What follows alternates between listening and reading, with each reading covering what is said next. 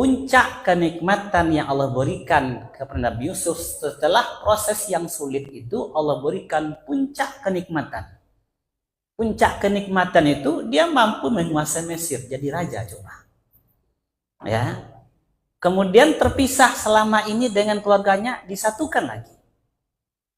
Kemudian dia mampu menafsirkan mimpi. Ini kan satu yang hebat ini, yang dimiliki oleh Nabi Yusuf alaihissalam. Tapi hadirin berbahagia,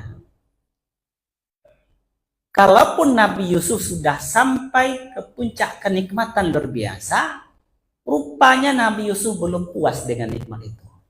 Ada hal yang tertinggi yang belum dia raih. Apa itu? Ini terlihat daripada doa Nabi Yusuf, ya, yang dituliskan atau yang di dalam surat Yusuf ayat 101 itu. Apa kata Nabi Yusuf itu? Tawaffani musliman, ya, wa alhiqni bisalihin. Ya Allah, wafatkan aku sebagai orang muslim dan kumpulkan nanti bersama orang-orang yang soleh. Bapak Ibu yang saya muliakan, ini permintaan Nabi Yusuf. Setelah semua dia miliki, sudah sampai ke puncak keduniaan, menjadi raja. Tapi walaupun sudah menjadi raja, dia belum puas gitu. Ada keinginan yang dia minta kepada Allah, tawaffani musliman wa alhiqni bisalihin. Ya Allah, matikan saya sebagai muslim dan kumpulkan saya besok bersama orang-orang yang soleh. Bapak Ibu yang muliakan, apa yang bisa kita ambil di sini? Satu, bahwa rupanya setinggi apapun puncak keduniaan, kan tidak ada lagi yang lebih tinggi, Pak. Nikmat dunia ini ketika dia nomor satu di dunia ini. Katakanlah di Indonesia dia nomor satu, presidennya gitu. Nabi Yusuf sampai ke puncak itu. Tetapi rupanya dalam pandang Nabi Yusuf dan pandangan orang beriman, rupanya itu belum apa-apa. Sampai kapan? Sampai dia mati sebagai orang muslim. Ya, maka hikmah yang kita ambil dari permintaan Nabi Yusuf ini, bahwa kenikmatan dunia tidak ada apa-apanya ketika dia belum mati sebagai muslim dan berkumpul bersama orang yang soleh. Yang kedua, apa yang kita ambil? Bahwa rupanya walaupun sudah sampai ke puncak kenikmatan dunia itu, banyak orang yang berakhir dengan su'ul khotimah, tidak mati sebagai muslim. Dia punya kerajaan, tapi berakhir dengan kenistaan. Dia punya kekayaan, tapi berakhir dengan kehinaan. Banyak ini, Pak. Banyak. Ya. Maka hadirin berbahagia. Kenapa Nabi Yusuf meminta itu? Mati sebagai muslim, dikumpulkan bersama orang yang soleh.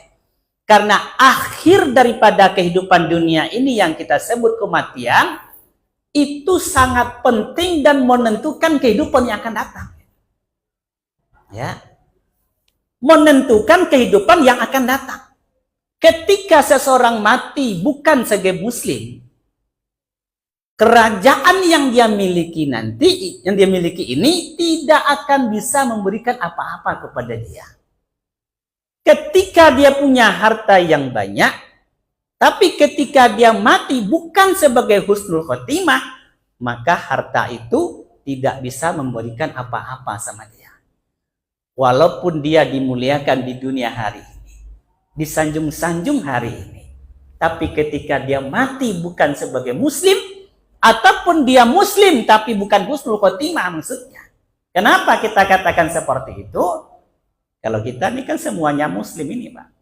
Indonesia ya adalah mayoritas muslim, tapi muslim kebanyakan di muslim KTP gitu kan. Ya, muslim KTP. Dalam artian apa? Berakhir dengan su'ul khotimah. Ketika su'ul khotimah ini hampir atau sampai kepada seseorang, walaupun kemuliaan di dunia dia miliki, kemuliaan itu tidak bisa menolongnya apa-apa. Nah, hadirin berbahagia, maka ini yang mesti kita garis bawahi. Nabi Yusuf sudah sampai ke puncak karir, tapi dia belum puas. Kapan? Sebelum dia mati sebagai muslim yang sejati. Sebagaimana Allah katakan, wala tamutunna illa wa antum muslimun. Janganlah kalian mati sebelum kalian betul-betul menjadi muslim. Ya, betul-betul menjadi muslim. Saya sudah muslim, memang saya sudah muslim. Ya, banyak kita yang sudah muslim tetapi berakhir dengan su'ul khotimah dalam kasat mata. Nah, hadirin berbahagia, ini yang kita tidak inginkan. Ini yang kita tidak inginkan. Maka sebagai orang muslim juga, orang beriman juga, doa keinginan Nabi Yusuf ini juga ada dalam keinginan kita, Bapak. Ya, bagaimana caranya? Inilah dia, tunaikan hak Allah. Satu ketika Fatimah, Nabi Muhammad SAW menjumpai Fatimah. Siapa Fatimah? Anaknya. Kata Nabi kepada Fatimah, wahai Fatimah, kau adalah anakku. Tapi jangan lalai kau dengan hak-hak Allah. Karena aku besok tidak bisa membantumu. Dalam artian apa? Nabi menyampaikan, wahai Fatimah, sekalipun engkau anak aku, siapa Nabi Muhammad adalah kekasih Allah. Sekalipun aku kekasih Allah, wahai Fatimah, tapi kalau kau lalaikan hak Allah, aku tidak bisa membantumu. Ya, Nabi Pak dengan anaknya. Apalagi kita ini. Kan udah itu. Ini Nabi mengatakan, wahai Fatimah, engkau adalah putri aku. Tapi kau jangan lalai dengan hak Allah. Aku tidak bisa membantumu. Ya, ini katakan seolah-olah Nabi mengatakan kepada Fatimah, walaupun aku ini Nabi, walaupun aku ini kekasih Allah, tapi kau tak tunaikan hak Allah, maka aku yang Nabi ini tak bisa membantumu. Dan itu terbukti, Pak. Nabi Nuh alaihissalam.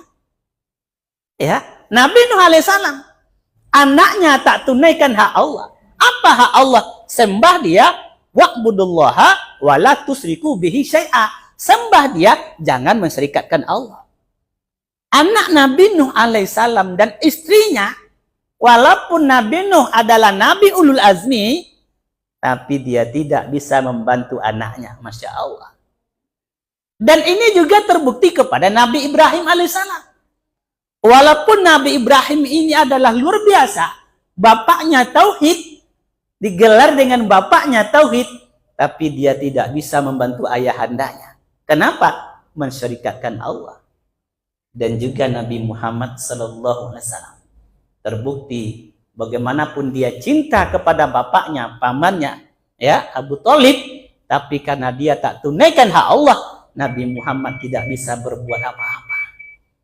Maka Bapak Ibu yang dimuliakan Allah, kita garis bawahi apa permintaan Nabi Yusuf alaihissalam.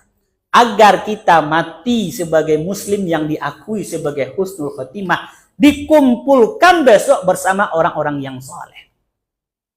Umar bin Khattab mengatakan, nikmat yang paling besar setelah Islam adalah berkawan dengan orang yang soleh.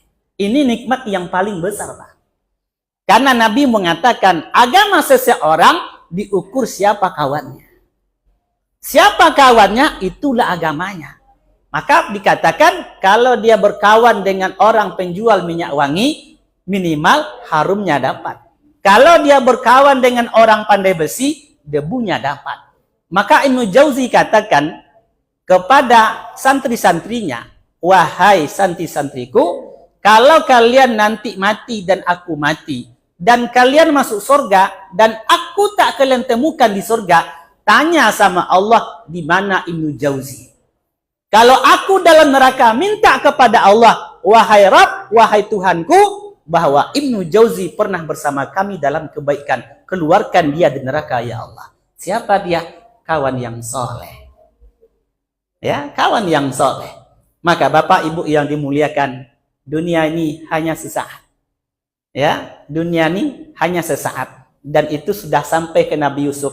Nabi Yusuf sudah sampai ke puncak karir. Apa puncak karirnya? Dia menjadi raja. Walaupun sudah menjadi raja, keinginannya adalah mati sebagai muslim yang kafah dan mempunyai kawan yang soleh. Semoga kita seperti ini juga di akhir hayat kita. Subhanaka wa bihamdik, asyhadu an la ilaha illa anta, astaghfiruka wa atubu ilaik. Assalamualaikum warahmatullahi wabarakatuh.